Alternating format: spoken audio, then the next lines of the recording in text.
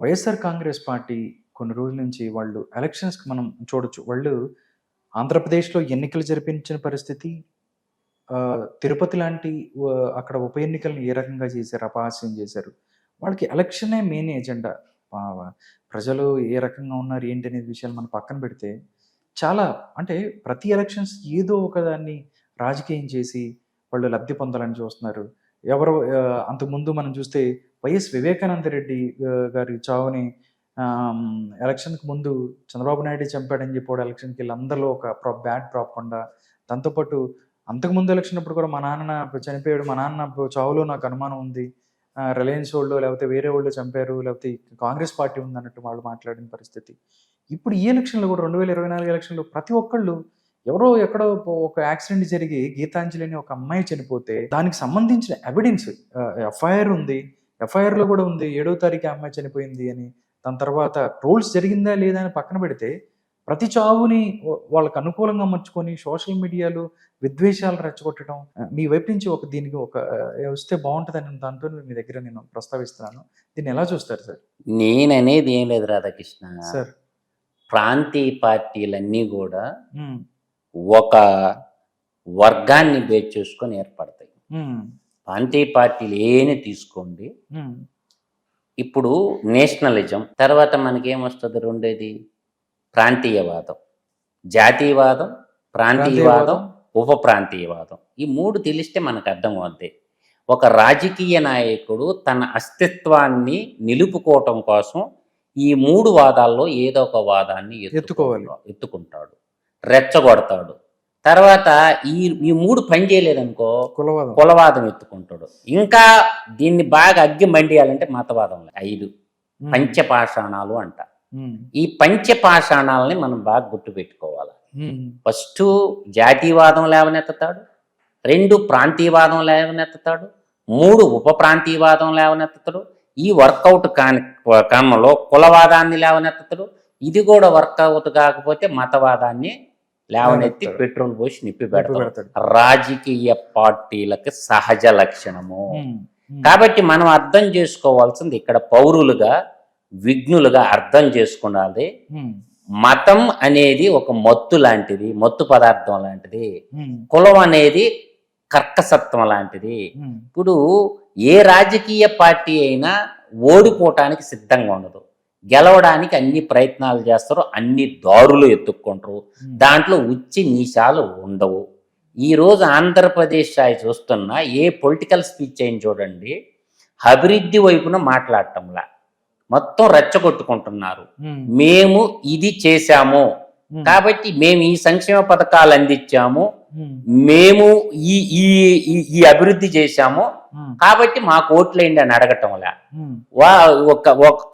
వాడు కమ్మోడు ఓటేయద్దు, వీడు కాపోడు ఓటేయద్దు, వీడు రెడ్డి ఓటేయద్దు, వీడు బైబిల్ చదువుతాడు ఓటేయద్దు, వీడు భగవద్గీత చదువుతాడు ఓటేయద్దు, వీడు ఖురాన్కి వ్యతిరేకం ఓటేయద్దు, ఇలా వీడు దేవుళ్ళకి వ్యతిరేకం ఓటేయద్దు, ఇలా చెప్పుకుంటూ తిరుగుతున్నారు. అభివృద్ధి గురించి, అభివృద్ధి కోణంలో గురించి ఒక్క మాట కూడా మాట్లాడుకోవటంలా. ఈ విధంగా ఏంటంటే ఏది జరిగినా కూడా రాజకీయ పార్టీలు అంటే శవాల మీద పేలాలు ఏరటం అంటారు చూసావా, ఏది జరిగినా కూడా దాన్ని వాళ్ళకు అనుకూలంగా మార్చుకుంటారు. ఆడికి పోయేది దొంగ కన్నీళ్లు గార్చేది, వాళ్ళకి 2 లక్షలు 3 లక్షలు వాళ్ళ మకాన్ని ఇచ్చేది, ఫోటోలకు ఫోజులు కట్టుకునేది, వాళ్ళకు అనుగుణంగా మార్చుకుంటారనమాట. అందువల్ల ఏంటంటే ఈ గీతాంజలి అమ్మాయి ఎపిసోడ్ ఏంటంటే, ఆ అమ్మాయి ఏంటంటే తెనాల్లో పుట్టువోవర్ బ్రిడ్జి ఉంటుంది, ఆ లిఫ్ట్లు ఉంటాయి, దాంట్లో పోకుండా రైల్ ట్రాక్ మీద ఎందుకు పోయింది? యాజ్ పర్ రైల్వే యాక్ట్ ప్రకారం అమ్మాయి ముద్దాయి. రైలు పట్టాల మీద నిన్ను నడవమన్నాడు. ఆడ పుట్టువోవర్ బ్రిడ్జిలు ఉంటాయి. ఆ తెనాలి రైల్వే స్టేషన్లో నేను ఒక 1000 సార్లు పోయి ఉంటా మా గ్రామానికి పోయేటప్పుడు. అందువల్ల ఏంటంటే ఆ అమ్మాయి వదిలేసిన రైల్వే చట్టాలను వ్యతిరేకించి ఆడ బోర్డులు కూడా ఉంటాయి, రైలు పట్టాలు దాటితే 500 ఫైన్ అని. సహజంగా ఏంటంటే భారతదేశంలో ఒళ్ళు బతకాన్ని పక్కన పెట్టి లింగంపల్లి రైల్వే స్టేషన్లో కానీ మన సికింద్రాబాద్ కానీ ఎక్కడైనా చూస్తుంటే అప్పుడప్పుడు పుట్టువోవర్ బ్రిడ్జి ఉంటే పుట్టువోవర్ బ్రిడ్జి మీద బారు, కింద రైలు పట్టాల మీద దాటుకొని పోతా ఉంటారు. ఆ క్రమంలో ఏం చేసిందంటే అమ్మాయి రైలు పట్టాలు దాడుతా 7వ తేదీ ట్రైన్ యాక్సిడెంట్ కొట్టేసింది.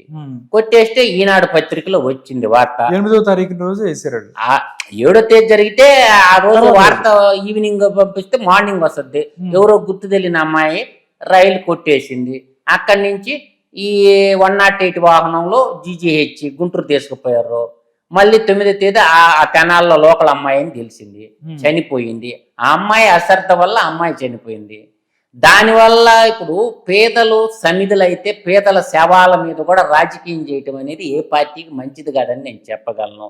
దాన్ని ఒక వార్త తీసుకొని ఇవాళ ఫేస్బుక్, ట్విట్టర్, తర్వాత యూట్యూబ్ ఛానల్లో అన్నీ కూడా ఒక వార్తగా యూట్యూబ్లో డబ్బుల కోసం చేసుకునే వీడియోలు, అంతమంది ఒరిగేది ఏమి ఉండదు.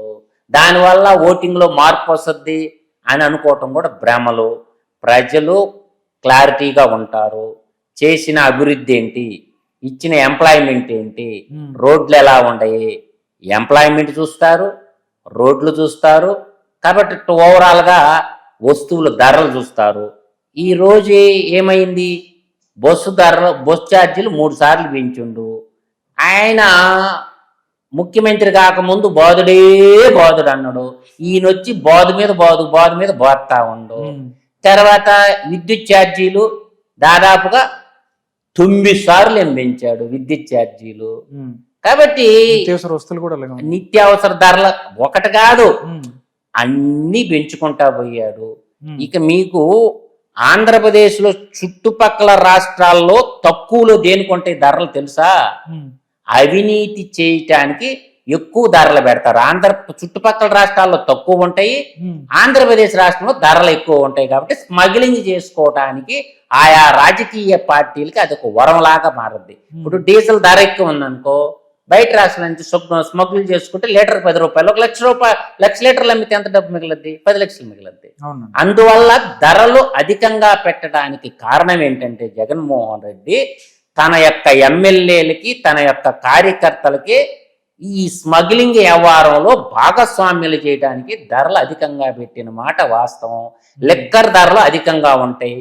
తమిళనాడుతో చూసుకున్నా, కర్ణాటకతో చూసుకున్నా, ఈవెన్ తెలంగాణతో పోల్చుకున్నా కూడా లిక్కర్ ధరలు అధికంగా ఉంటే పక్క రాష్ట్రాల నుంచి స్మగ్లింగ్ చేసుకొని మన కార్యకర్తలు సంపాదించుకోవచ్చు. ఇది ఒక theory of economic theory, simple, అడేం లేదు.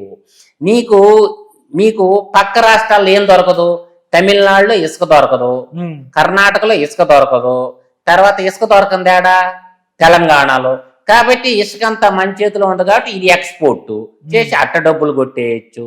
లిక్కరు ఎక్కువ ధరలు ఉంటే మన పక్క రాష్ట్రాల నుంచి తెప్పించి మన కార్యకర్తలు కొంత సంపాదించుకునేదానికి వెసులుబాటు ఉంటుంది. చూడండి, డీజిల్ మనం స్మగ్లింగ్ చేసుకుంటే బోర్డర్లో పెట్రోల్ పంపులకు స్మగ్లింగ్ చేసుకుంటే లీటర్ 10 రూపాయలు అంటే 10 లక్షల లీటర్లు తెచ్చిందంటే ఎంత అయింది? 10 రూపాయలు. సింపుల్గా 1 కోటి రూపాయలు నాకు ఇవ్వచ్చు. అందువల్ల ఏంటంటే ఇదంతా ఏంటంటే ఎకనామిక్స్ తెలియని వాళ్ళు ఎవరు కాదు. ప్రజలు ఈ చిన్న చిన్న విషయాలు పట్టించుకోరు. ప్రజలు క్లారిటీగా ఉంటారు. నిరుద్యోగ చదువుకున్న పిల్లలకి ఉద్యోగాలు వచ్చినాయా లేదా, అభివృద్ధి జరిగిందా లేదా, రేపు జరగబోయే ఎలక్షన్ అమరావతి రాజధాని మీద, Polavaram dam life line of Telugu people కాబట్టి ఆంధ్రప్రదేశ్ లైఫ్ లైన్ పోలవరం కట్టిండా లేదా చూస్తారు. రెండోది ఏంటి, అమరావతి నిర్మాణం చేయలేదు కాబట్టి రాయలసీమ కూడా నిరువుగప్పుంది. ఆయన విశాఖపట్నం రాజధాని అనగానే నువ్వు అట్టేపో అని చెప్పి రాయలసీమ పబ్లిక్ కూడా క్లియర్గా ఉన్నారు. ఈడు మన రాయలసీమ బిడ్డ కాదురా నాయన, ఈడు ఉత్తరాంధ్ర పోతాడు. ఉత్తరాంధ్ర ఎన్ని కిలోమీటర్లు? ఇవాళ హిందూపురం ఏడుంది, విశాఖపట్నం ఏడుంది. ఒక పనికి రాజధానికి పోవాలంటే అందరికి సమాన దూరంలో ఉండేది అమరావతి అనుకూలంగా ఉంటుంది. అందరికి అనుకూలమైన నగరం అమరావతి. అందువల్ల రాయలసీమ వాళ్ళు అందరూ కూడా, మేధావి వర్గం అందరూ కూడా ఉంటే అమరావతి ఉండాలా, లేదంటే మా రాయలసీమ మాకు ఇచ్చేయండి. ఈయన కానీ వైజాగ్ పోతే ఏమవుద్దంటే ఇంకొక రాష్ట్రానికి ఉద్యమానికి నాంది బలకాల్సి వస్తుంది. ఖచ్చితంగా గ్రేటర్ రాయలసీమ ఉద్యమం నిరువుగప్పిన నిప్పు. ఎవరు విశాఖపట్నం రాజధాని తీసుకుపోయినా గ్రేటర్ రాయలసీమ ఉద్యమం నిరువుగప్పి ఉంటది. మళ్ళీ ఆంధ్రప్రదేశ్ ఇంకొక 2 ముక్కలుగా ఇడిగిపోవటానికి సిద్ధంగా ఉండాలా.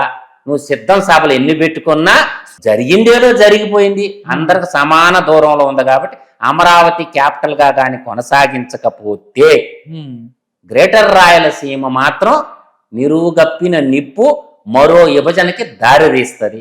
అందువల్ల జగన్మోహన్ రెడ్డికి ఒక్క ఛాన్స్ అంటే ఇచ్చారు, ఇంకా నో మోర్ ఛాన్స్. రాసి పెట్టుకోమని గతంలో చెప్పినా ఇప్పుడు చెప్పినా 2024 ఎలక్షన్ ఎప్పుడు వచ్చినా యువజన శ్రామిక రైతు పార్టీ బంగాళాఖాతంలో కలిసిపోయే పార్టీ. ఎన్ని జిమ్మిక్కులు వేసుకున్నా, ఎన్ని సిద్ధం సభలు పెట్టుకున్నా జగన్మోహన్ రెడ్డిని ఇంటికి పంపించడానికి ప్రజలు సంసిద్ధంగా ఉంటారని మాత్రం నేను చెప్పగలను.